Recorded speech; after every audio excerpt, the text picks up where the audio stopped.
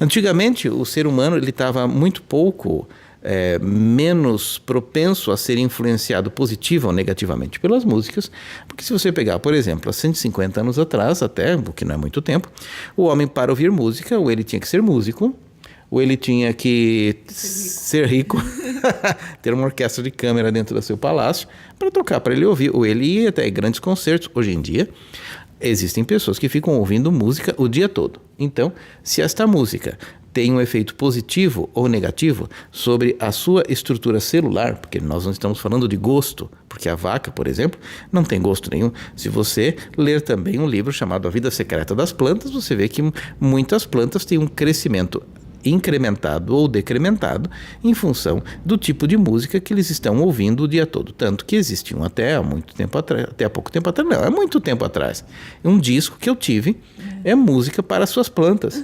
Então você colocava uma música e as plantas ficavam muito felizes, e isso aí é comprovado já pelo efeito Baxter, etc. Ou seja, existem comprovações científicas de todos os tipos, mostrando que a música interage sobre matéria, criando até levitação. Se tem a sonolevitação, e existem muitas demonstrações aqui na internet de gotículas d'água que ficam em levitação quando elas recebem uma determinada frequência, dentro de uma determinada potência, dentro de um determinado eixo. Isso aí está cheio, ou seja, já está mais do que comprovado que o som afeta a matéria. Mas isto é uma coisa que transcende a esse aspecto, porque o som afeta a matéria do ponto de vista biológico, ele consegue criar rearranjos celulares. Existem muitos estudos, incontáveis estudos, de que o som consegue afetar a estruturação no qual a sua célula se manifesta, a bomba de sódio e potássio que existe no interior das células, todas elas são afetadas pelo tipo de som que você está ouvindo, né? E isso na matéria é muito claro, muito definitivo e extremamente comprovado. Agora, do ponto de vista psicológico, então, a coisa é muito grave, né? Porque o tipo de som que você ouve vai determinar o seu caráter. Nossa. Então, a coisa é muito séria. E quanto maior a riqueza a riqueza sonora que você ouve, do ponto de vista melódico e harmônico, e a sua atenção voltada para as diversas nuances musicais, vai criando sinapses de reconhecimento de realidades no seu cérebro.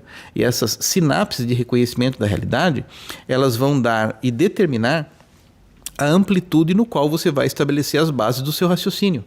Então você pode dizer clara, direta, completa e catastroficamente que se o indivíduo ele não tem uma percepção musical, ele não consegue ter uma discriminação frequencial das notas de um determinado instrumento, ele não consegue distinguir um acorde maior de um acorde menor, por exemplo, que é o básico do básico do básico do elementar.